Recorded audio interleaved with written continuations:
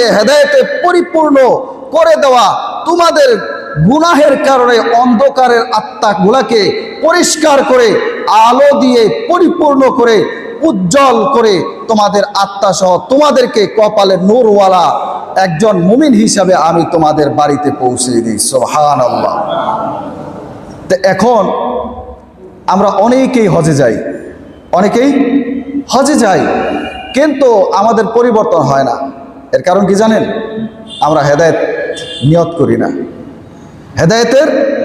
নিয়ত করি না। কাবার এরিয়ায় 30 বছর, 20 বছর, 15 বছর, 10 বছর কেউ সৌদি আরবে চাকরি করে আসে, কিন্তু হজ তার নসিব হয় না। বা 15 বছর সে কাবার চত্বরে বাইতুল্লাহে নামাজ আদায় করেছে, দেশে আসার পরে আর পশ্চিম দিকে কোনোদিন আসারও পড়ে না। এর উদ্দেশ্য কি জানেন?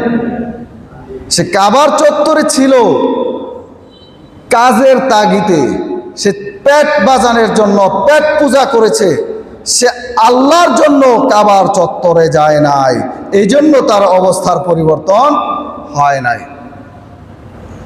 এই জন্য আল্লাহ তাআলা আমাদেরকে শিখিয়ে দিচ্ছেন, রব্বানা বা'দা ইয হাদাইতানা ওয়া হাব লানা মিন লাদুনকা রাহমা।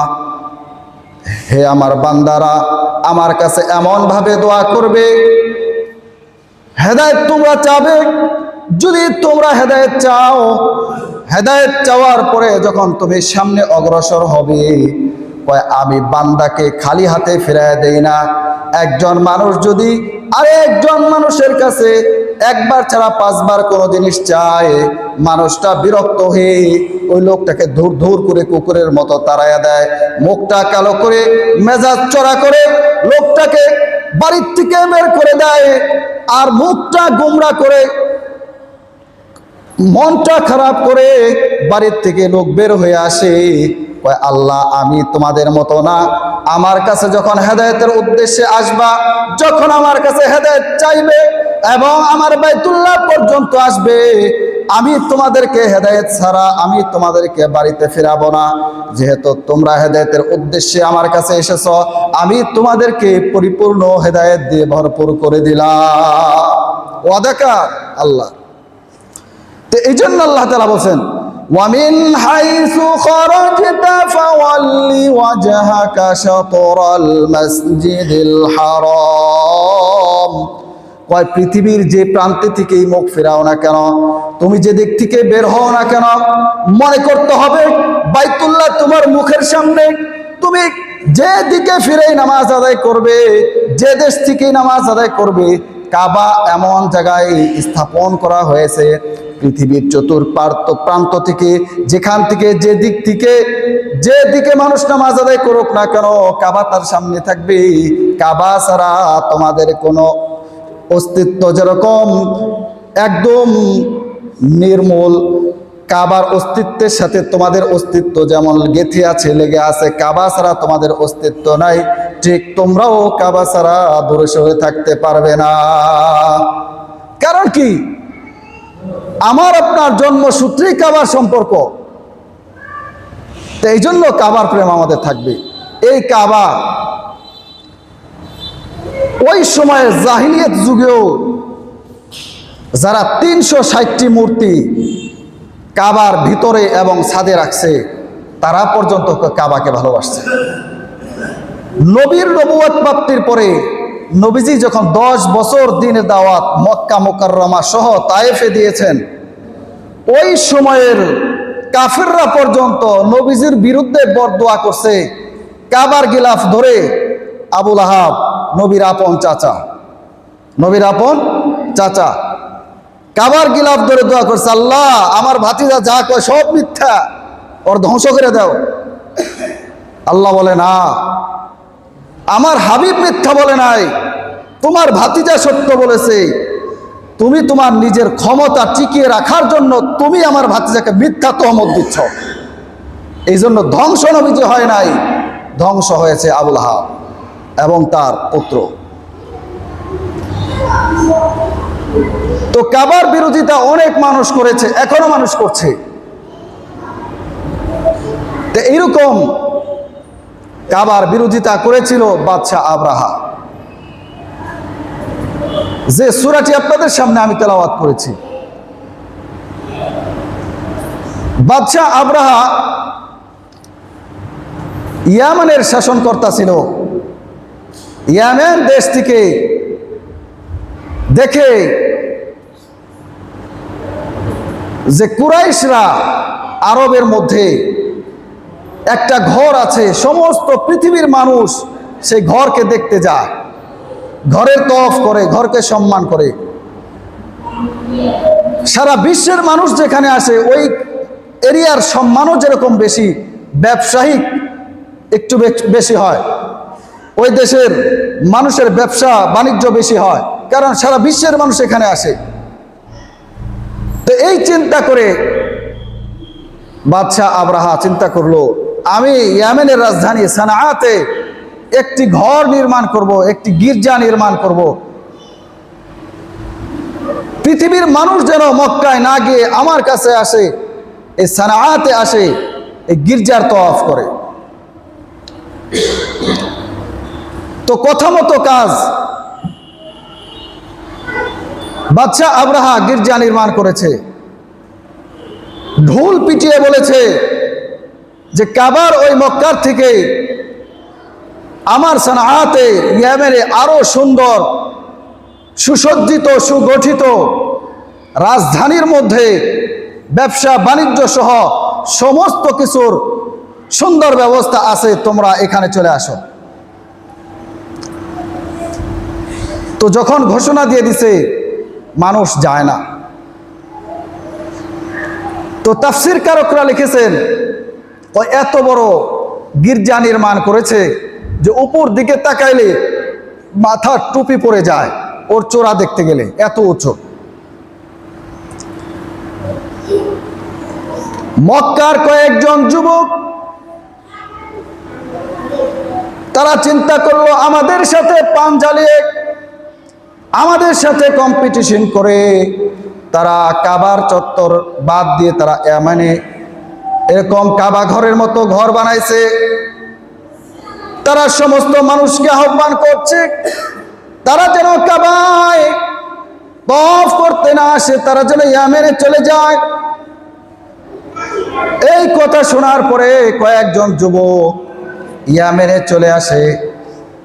ইয়ামেনের গির্জা, বাদশাহ আব্রাহার সেই গির্জা, সেই ঘরকে তারা প্রদক্ষিণ করে দেখে হঠাৎ করে একদিন রাত্রিবেলায় তারা ঘরের ভিতরে এবং বাইরে পায়খানা করে নোংরা করে দেয়, আর তারা পালিয়ে চলে আসে। বাদশাহ আব্রাহা এই সংবাদ শোনার পরে ক্ষুব্ধ হয়ে, রাগান্বিত হয়ে তিনি হাবশার বাদশার কাছে চিঠি লিখেছেন যে আমি মক্কা আক্রমণ করব, আপনার কাছে যে বিশাল আকৃতির হাতির বহর রয়েছে সেখান থেকে আমাকে কিছু হাতি আমাকে কিছু দেন, আমি যুদ্ধ করব। যদি মক্কা আমাদের আয়ত্তে চলে আসে তাহলে আমরা অর্থনৈতিক এবং রাজনৈতিক দিক দিয়ে, ক্ষমতার দিক দিয়ে পুরা বিশ্বের মানুষের কাছে মাথা উঁচু করে দাঁড়াতে পারবো। আমি কাবা আক্রমণ করতে চাই, আমাকে হাবশার মধ্যে যে বড় হাতি রয়েছে, যে হাতির নাম পর্যন্ত তাফসীরের কিতাবে এসেছে, হাতির নাম ছিল মাহমুদ, যে মানুষের ভাষা বস্তু, এই হাতি সহ আমাকে কিছু সৈন্য প্রেরণ করেন। হাবশার বাদশাহ সৈন্য এবং হাতি সহ বাদশাহ আব্রাহার কাছে কিছু প্রেরণ করেন। বাদশাহ আব্রাহা সৈন্য নিয়ে, কিতাবের মধ্যে লিখেছে, কোন কোন বর্ণনা এসেছে 60,000 সৈন্য ছিল, কোন কোন বর্ণনা এসেছে 12,000 সৈন্য, কিন্তু তার মধ্যে 13টি হাতির বহর ছিল।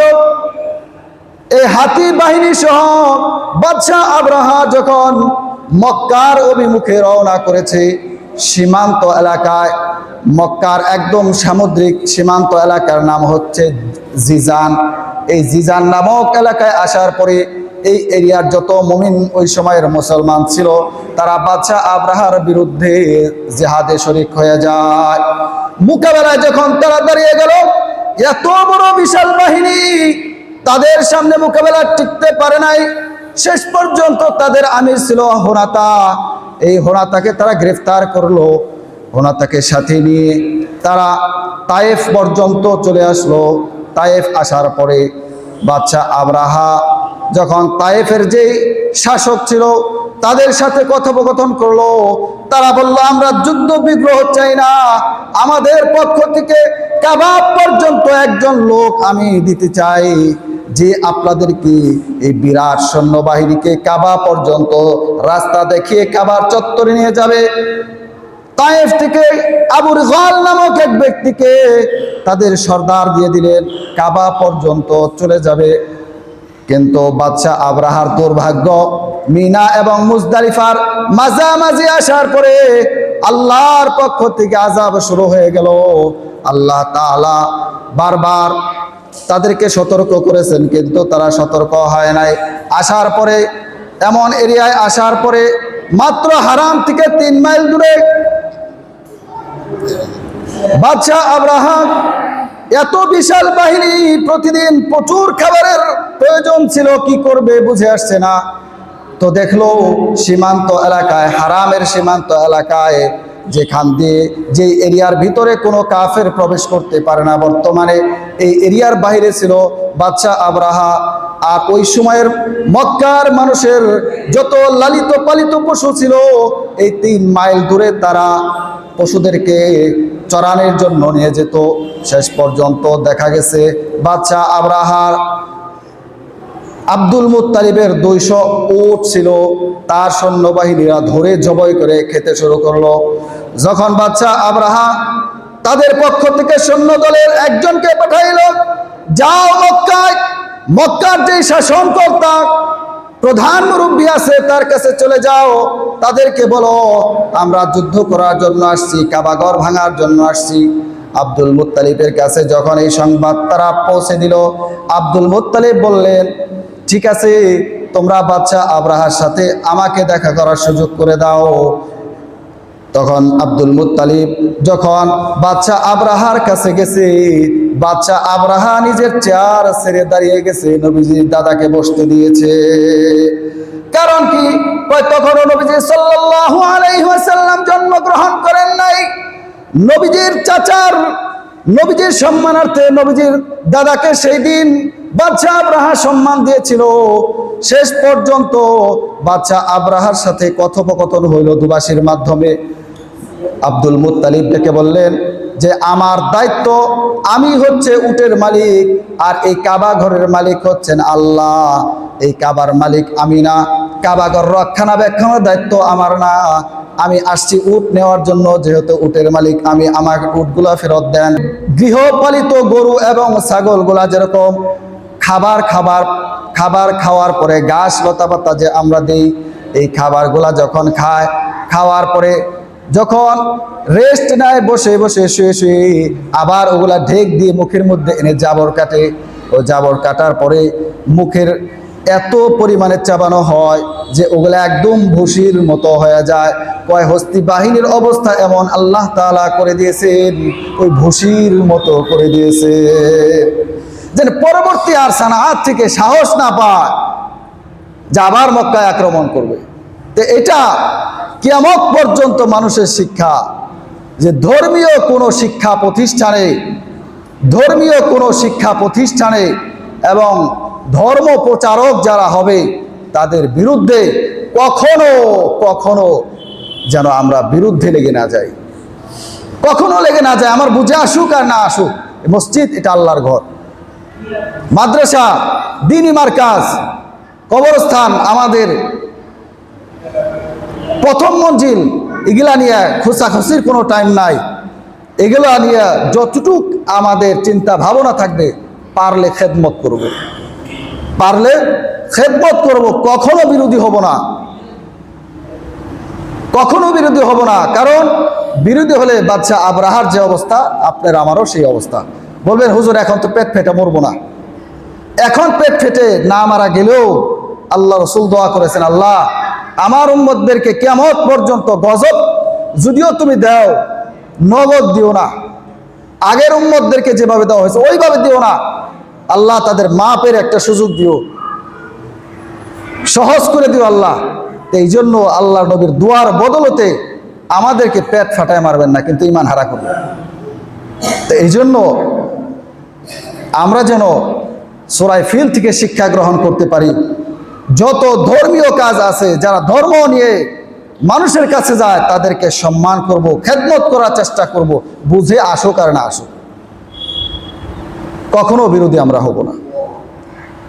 আল্লাহ তাআলা আমাদের সকলকেই তৌফিক দান করেন।